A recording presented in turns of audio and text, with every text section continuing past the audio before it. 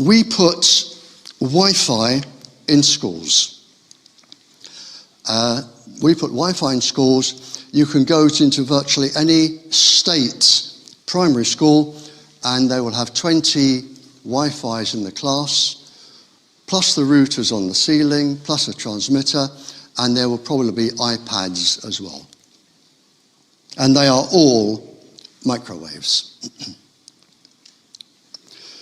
What you are not told, and if you are a school governor or a decision maker, what you are not told when you put these in front of our 5-year-olds or even 4-year-olds these days, what you are not told is that the Wi-Fi in your classroom or your children's or grandchildren's classroom or their bedroom, the Wi-Fi is in the same category for danger.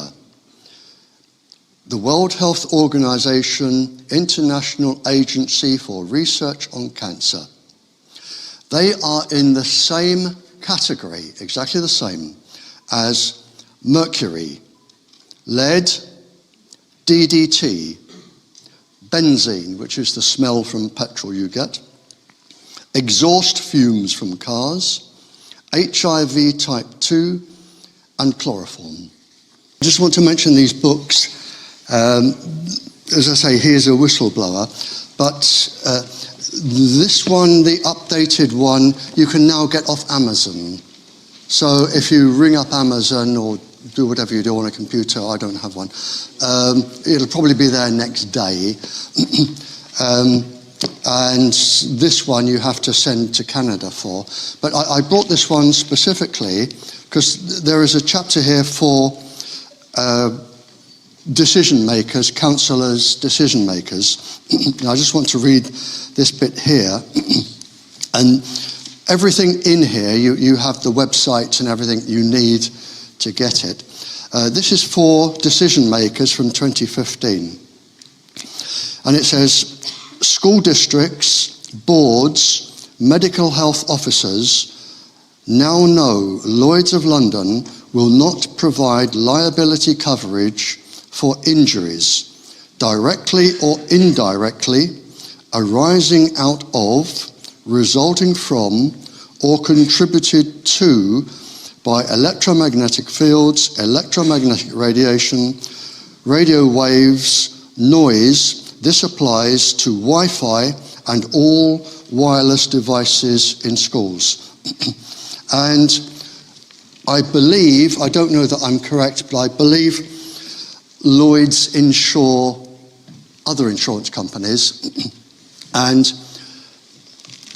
if I were a decision maker, one thing I would ask for in writing, because apart from the harm, which my brain can't even contemplate, apart from the harm, if you are taken to court over the death or an injury of a child, and you have no insurance cover, and I have had parents and people come to me and say, ask your school people or your council or whoever for the specific sentence in their policy that says we will cover your child, whatever, from electromagnetic illness. There should be a specific sentence there that says that. If there is not, then I don't know the law, but if as a decision maker you are taken to court, I have spent a whole day in court being cross-examined by an incredibly ambitious, tenacious barrister. I was defending a girl who did not want to have an unhealthy child and wanted Wi-Fi taken out of school. And I thought after that, Andrew Goldsworthy, who works with ESUK as an advisor, he was the medical expert. And I thought, I'm glad I was on my side because I can stand my ground. And I thought, If I were a decision maker against such a barrister, I would be taken to pieces with the information that is there. And I think it's something that decision makers just need to bear in mind. And I'm not going to dwell on these, but I just, for the decision makers, I will just run through a couple of these. There are already deaths. There are already deaths from Wi-Fi in class, from here to New Zealand. There are 136 studies of harm in schools, proper studies, from Wi-Fi and transmitters in schools. There are 48 studies on child suicide. It's going up around 4% every year. I'll just stop there for a second. It is the pulses or modulations from the frequencies. Professor Mio, King Saud University, he has shown, especially in a child's brain where the tissue is particularly soft, the skull, he has shown that the microwaves penetrate deep into all areas of a child's brain. And a scientist, Pennifael, P-E-N-I-F-A-E-L, in 1997, he listed a list of 1 to 600 pulse frequencies that could cause neurological and physiological damage in the body. In the paper I had there from the military, they list all of the symptoms that you can be warned about if you are taken to court, and the last one is severe neurological damage, including death. So, suicide is one of the 5 most commonest from microwaves going into the brain, and I'm not a neurosurgeon, I just know from experience. The 5 most commonest in order are the same symptoms that you would receive from morphine or marijuana: hunger, excessive hunger, aggression, and if the pulse frequency is a certain frequency, which I won't say on camera, get aggressive from the microwaves, and the particular pulse frequency will manifest itself as sexual aggression, particularly from men. And the last one is, I'm not a medical doctor, I describe it as the same symptoms as lead arsenide poisoning, where you just want to go to bed and die, and if somebody came in with a bag and said, "There's £1 million, go and spend it," you wouldn't be bothered. Those are the most common symptoms that you get from microwaves in the brain at varying degrees. And any neurologists here, I can run through the processes if you wish. Pregnant women are particularly vulnerable because the womb, of course, is mostly fluid, and microwaves are attracted and stay in and rearrange the chemical structures of the fluid in many ways. There is a 20-fold higher concentration of damage within the womb. A pediatrician with a neurologist, a medical neurologist, went into a school. I don't know the size of the school, but he found 31 children with physical damage and neurological damage related to the transmitter. The World Health Organization published a paper that showed that a level of microwave irradiation for a pregnant woman can reach 47.7% as a miscarriage, stillbirth, or genetically damaged child rate. 47.7%.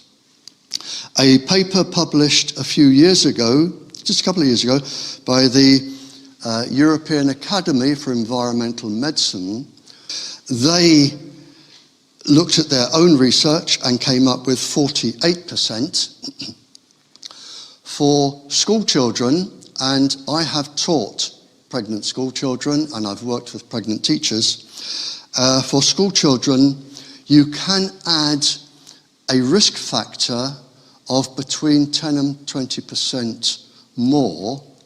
I don't know exactly, and I don't know anybody who does, due to the increased electrical conductivity in their bodies, the absence of a full working immune system that isn't really up and running till they're 18 or so, the absence of the hardness of the bones and the easiness of the microwaves to penetrate the bones, which are not really fully developed till they're around 27, the last being the clavicle.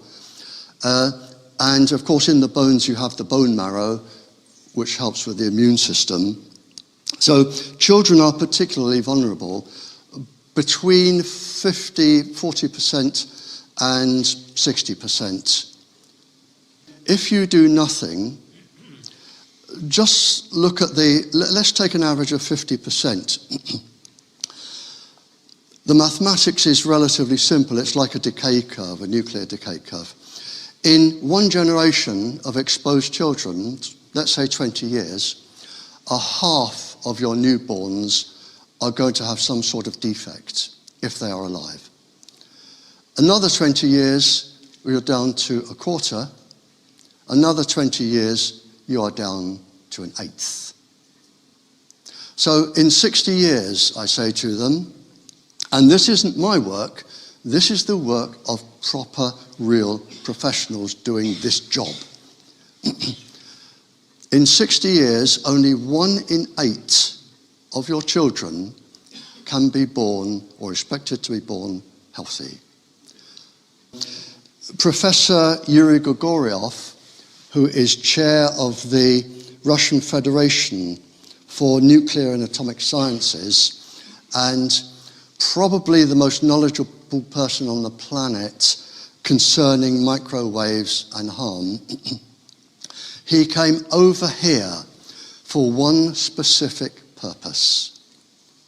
He wanted this article published, which it was, and he gave a lecture and he wanted to warn our government, do not put microwaves in schools. Do not put Wi-Fi in schools. Wi-Fi will have severe neurological damage and physical damage to our children. Simple statement, ban Wi-Fi in schools. Dr. Annie Sasko, 22 years World Health Organization Cancer Department. Mobiles, cell phones and Wi-Fi will cause cancer. UNICEF, the big children's charity who care for children, decided to look into this, did their own study, nobody interfered, and they came up with their own conclusion. They found there was an 85% risk of brain and heart damage, 36% epilepsy, 11% neurological harm, 82% blood, immune and fetal damage. And in fact, in Canada, I think it is, in the schools, they've had heart attacks from children from Wi-Fi, and now the classrooms have defibrillators in.